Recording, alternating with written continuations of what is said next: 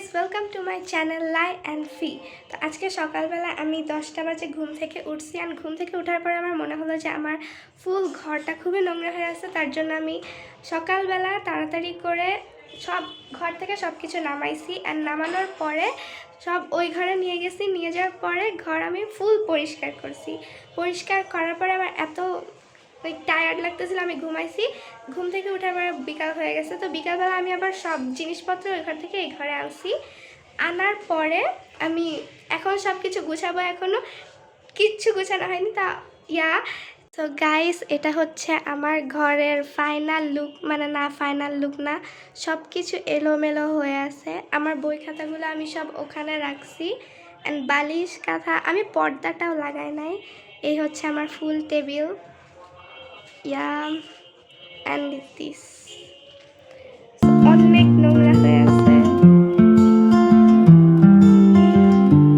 So guys, এখন এই যে আমার যে বই খাতাগুলো আছে আমি এগুলো সব ওই টেবিলে সাজাবো, অ্যান্ড এখানে সাজাবো। চলো গাইস, দেখো আমি সব কিছু গুছাই আনছি, অ্যান্ড এটা হচ্ছে আমার পড়াশোনার বই খাতা। এগুলো আমি এখন উপরে রাখবো।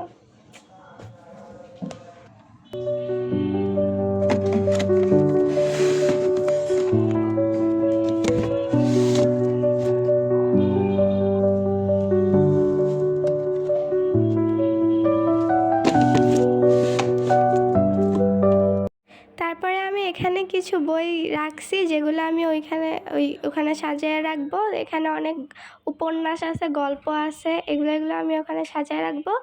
আর হ্যাঁ, আমি সাজিয়ে রাখছি। আমি খুবই হালকা, মানে খুব ফাঁকা ফাঁকা করে সাজিয়ে রাখছি সব কিছু, যাতে দেখতে সুন্দর লাগে। অ্যান্ড এখানে একটা ছবি রাখছি আমার, যেটা আমি আঁকাইছিলাম। And the full cabinet is that. And এটাও আমার বই খাতা দিয়ে, আমি পড়াশোনার বই খাতা দিয়ে আমার এই টেবিলটা গুছাইছি। এটাও আমি খুবই ফাঁকা ফাঁকা করে রাখছি।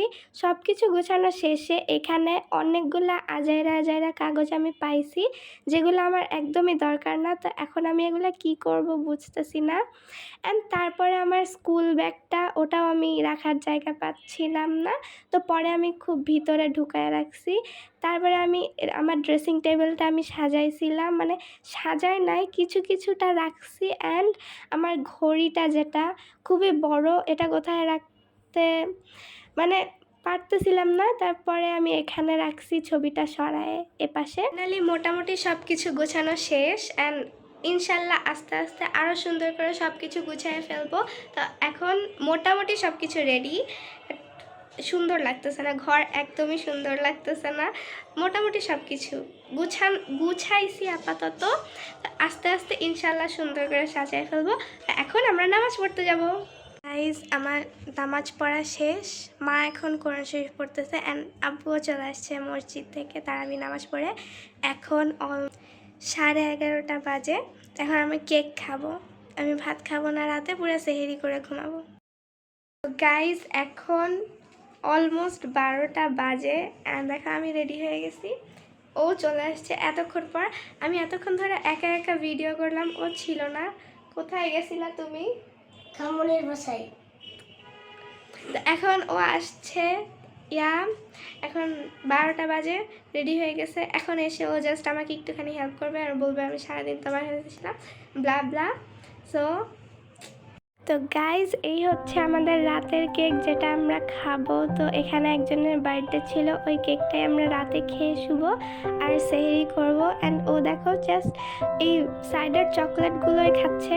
এখন ফাইনালি ও কেক নিল, কেকটা কাটতেও পারে না।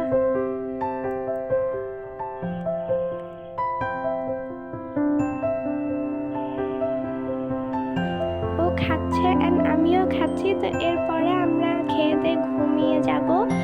এখন 1টা বাজে, 1টার দিকে আমরা ঘুমিয়ে পড়বো, অ্যান্ড তারপরে সেহরি করতে উঠবো। তো আজকের ভিডিও এই পর্যন্তই। Thank you guys.